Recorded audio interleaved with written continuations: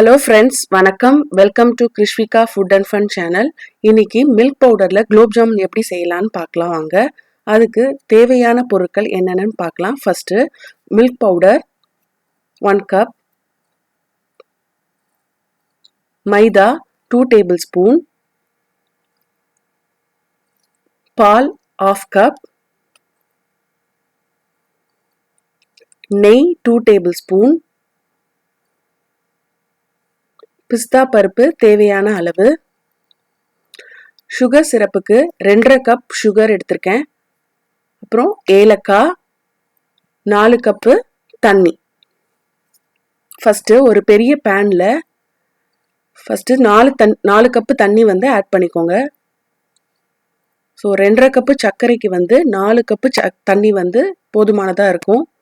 So ரொம்ப அதிகமாக இருக்குன்னு நினைக்க வேண்டாம். 2.5 கப்புக்கு 4 கப்பு தண்ணி கரெக்டாக இருக்கும். ஸோ ஃபஸ்ட்டு 4 கப்பு தண்ணி ஆட் பண்ணிவிட்டு 2.5 கப்பு சர்க்கரை. ஸோ ஃபுல்லத்தையும் போட்டாச்சு. ஸோ இப்போ தண்ணியில் சர்க்கரையை நல்லா ஆட் பண்ணிட்ட பிறகு ஒரு கரண்டி வச்சு ஃபுல்லாக நல்லா மிக்ஸ் பண்ணி விட்டுருங்க. ஸோ சுகர் அடியில் போய் தங்காமல் இருக்கும். சுகர் அதிகமாக போய் அடியில் தங்கிடுச்சு அப்படின்னா நம்மளுக்கு பாகு கரெக்டாக வராது, கலர் சேஞ்ச் ஆகிடும். அதுவும் இல்லாமல் கொஞ்சம் சுகர் கருகுன வாசனை வரும். ஸோ அதனால் நல்லா மிக்ஸ் பண்ணி விட்டுருங்க. இப்போ அந்த சுகர் சிரப் கொதிக்கிறதுக்குள்ளே நம்ம மில்க் பவுடர் எடுத்து நான் சொன்ன எல்லா அளவையும் எடுத்து மிக்ஸ் பண்ணிடலாம். First milk powder, 2 tablespoon மைதா, இது ரெண்டுத்தையும் நல்லா மிக்ஸ் பண்ணி விடுங்க. ஒன்று போல் சேர்ந்த பிறகு 1/2 டீஸ்பூன் பேக்கிங் சோடா ஆட் பண்ணிக்கலாம். இதில் உங்களுக்கு தேவைன்னா ஆட் பண்ணிக்கோங்க. பேக்கிங் சோடா ஆட் பண்ணால் ரொம்ப சாஃப்டாக கிடைக்கும். ஸோ நான் ஒரு 1/2 டீஸ்பூன் இதில் பேக்கிங் சோடா ஆட் பண்ண போகிறேன். ஸோ அதுக்கு முன்னாடி நல்லா பிசைஞ்சு விட்டுக்கலாம். எவ்வளோத்துக்கு எவ்வளோ நல்லா பிசைய முடியுமோ பிசைங்க. So 1/2 tablespoon baking soda add பண்ணியிருக்கேன்.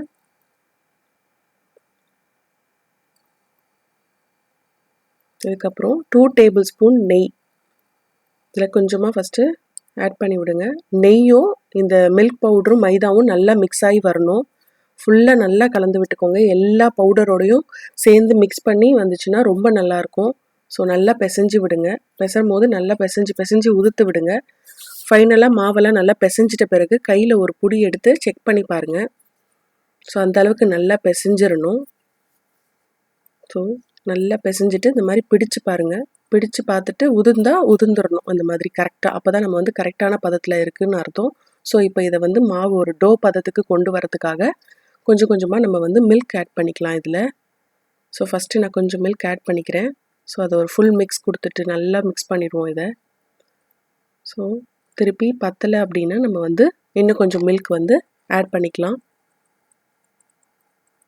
ஃபஸ்ட்டு நல்லா பிசைஞ்சு விடுங்க. ஃபுல்லாக எல்லா பக்கமும் மில்க் நல்லா படணும். ஸோ இன்னும் கொஞ்சம் மில்க் ஆட் பண்ணி நம்ம பூரி மாவு பதத்துக்கு இருக்கிற மாதிரி நல்லா பிசைஞ்சு விடுங்க. ரொம்ப ஹார்டான டோவாக இருக்கக்கூடாது, ஓரளவுக்கு சாஃப்டான டோவாக இருக்கணும். ஸோ அந்த மாதிரி நீங்கள் நல்லா பிசைஞ்சு விடுங்க. இந்த மாதிரி பதத்தில் இருக்கணும். இந்த மில்க் பவுடருன்றதுனால நம்ம கையிலலாம் கொஞ்சம் பிசு பிசுன்னு தான் இருக்கும். ஸோ நீங்கள் அதை வரி பண்ணிக்க வேண்டாம். அதிகமாக தண்ணி ஆட் பண்ணிட்டோம் இல்லை மில்க் ஆட் பண்ணிட்டோம் அப்படின்னு நீங்கள் யோசிக்க வேண்டாம். ஸோ இந்த மாதிரி தான் இருக்கும். இதை நல்லா கவர் பண்ணி வச்சுருங்க. ஒரு பேப்பரோ இல்லை ஒரு பிளேட்டோ போட்டு ஒரு 10 மினிட்ஸ் ரெஸ்ட் எடுக்க விட்டுருங்க. இதை அதுக்குள்ளே சுகர் நல்லா கொதிச்சிருச்சு. இதில் ஒரு தேவையான அளவு நம்ம ஏலக்காய் ஆட் பண்ணிக்கலாம். ஏலக்காய் ஆட் பண்ணிவிட்டு நல்லா ஒரு கொதி வரட்டும். உங்களுக்கு பிடிச்சிருந்துன்னா எந்த ஃப்ளேவர் பிடிச்சிருந்தாலும் இந்த டைம் நீங்கள் ஆட் பண்ணிக்கலாம். ஏலக்காய் தான் ஆட் பண்ணணுன்னு இல்லை. இந்த டைமில் நீங்கள் ரோஸ் எசன்ஸ் கூட நீங்கள் ஆட் பண்ணிக்கலாம். அதுக்கப்புறம் சுகர் நீங்கள் ரொம்ப திக்காக ஆகிடாமல் இருக்கிறதுக்காக நான் 1 டீஸ்பூன் லெமன் ஜூஸ் ஆட் பண்ணுறேன். இது ஆப்ஷனல் தான், வேணுன்னா ஆட் பண்ணுங்கள், இல்லைன்னா நீங்கள் இதை ஸ்கிப் பண்ணிவிடுங்க. ஸோ நல்லா லெமன் ஜூஸை ஆட் பண்ணிவிட்டு ஃபுல்லாக ஒரு மிக்ஸ் கொடுத்துருங்க. மிக்ஸ் கொடுத்துட்டு நம்ம பால்ஸ் ப்ரிப்பேர் பண்ணி வச்சுருக்கோம்ல, ஸோ ஃப்ரை பண்ணுறதுக்கு ஒரு மீடியம் சைஸ் பேனில் பால்ஸை ஃப்ரை பண்ணி எடுக்கிறதுக்காக ஒரு பேன் வச்சுருக்கேன். ஸோ ஆயில் ரொம்ப ஹீட் ஆக வேண்டாம், மீடியம் ஃப்ளேமில் தான் இருக்கணும், ரொம்ப லோவாக வைங்க. ஸோ நம்ம அதுக்குள்ளே வந்து பால்ஸ்லாம் நம்ம வந்து ப்ரிப்பேர் பண்ணி வச்சுருக்கோம் இல்லையா, ரவுண்ட் ஷேப்பில் எப்படி பண்ணணும்னு பார்த்துட்டு வரலாம்.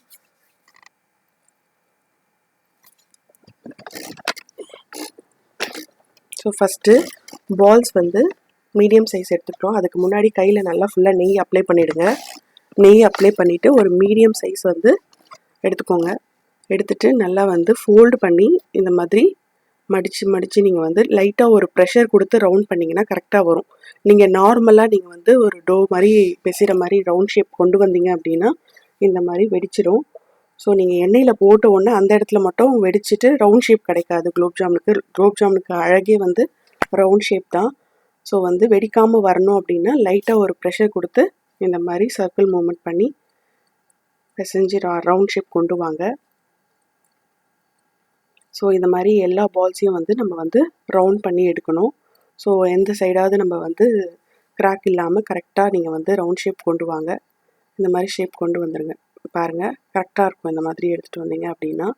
ஸோ நெக்ஸ்ட்டு இதே மாதிரி ஒரு பால்ஸ் நம்ம வந்து ரவுண்ட் பண்ணலாம்.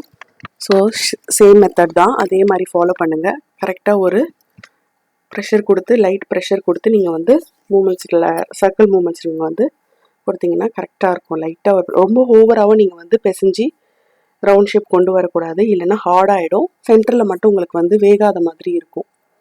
ஸோ இது ஒரு டிப்பு உங்களுக்கு. பாருங்கள், இதே மாதிரி ரவுண்ட் ஷேப் கொடுத்துருங்க எல்லா மாவையும். ஸோ இதே மாதிரி மிக்ஸ் பண்ணி எல்லா மாவையும் நான் வந்து ரவுண்ட் ஷேப் பண்ணி எடுத்து வச்சுருக்கேன். ஸோ இப்போ வந்து ஆயில் வந்து பதமாக ஹீட் ஆகிருக்கான்னு நம்ம வந்து செக் பண்ணிடலாம். ஃபஸ்ட்டு இது பாருங்கள், பால்ஸ் வந்து ஆயிலில் நம்ம போட்ட உடனே இந்த மாதிரி ஓவராக டக்குன்னு வந்து பபுள்ஸ் வரக்கூடாது. ஸோ வந்து அப்போ பபுள்ஸ் வந்துச்சு அப்படின்னா நீங்கள் வந்து ஆயில் வந்து ரொம்ப காஞ்சிருக்குன்னு அர்த்தம். ஸோ வந்து நீங்கள் வந்து லைட்டாக ஆயில் வந்து ஹீட் ஆனால் மட்டும் போதும், ரொம்ப காய விட்டுறாதீங்க. இல்லைன்னா பால்ஸ்லாம் வெளியில் ரொம்ப கருகிடும். அதுவும் இல்லாமல் ஃபுல்லாக குக் ஆகாது, மேலே மட்டும் கலர் வந்துடும், உள்ளே வந்து வேகவே வேகாது. ஸோ நம்மளுக்கு வந்து கரெக்டான ஒரு பதத்தில் ஒரு குலோப் ஜாமுன் கிடைக்காது. ஸோ இந்த மாதிரி போட்டுட்டு நீங்கள் வந்து அப்படி வந்து குக்கும் பண்ணிவிட்டு அப்படியே விட்டுறக்கூடாது. ஸோ இந்த மாதிரி ஒரு கரண்டி வச்சு ஒரு ரவுண்ட் மூமெண்ட்டில் நீங்கள் வந்து சர்க்கிள் பண்ணிகிட்டே இருந்தீங்க அப்படின்னா எல்லா பக்கமும் ஈவனாக கலர் வரும். ஸோ ஒரு ரவுண்டாக நீங்கள் ஒரு சர்க்கிள் கொடுத்துட்டே இருங்க. ஸோ உடனேயும் போட்டுட்டு நீங்கள் இந்த மாதிரி சர்க்கிள் மோஷன் கொடுத்துட்டே இருக்கவும் கூடாது.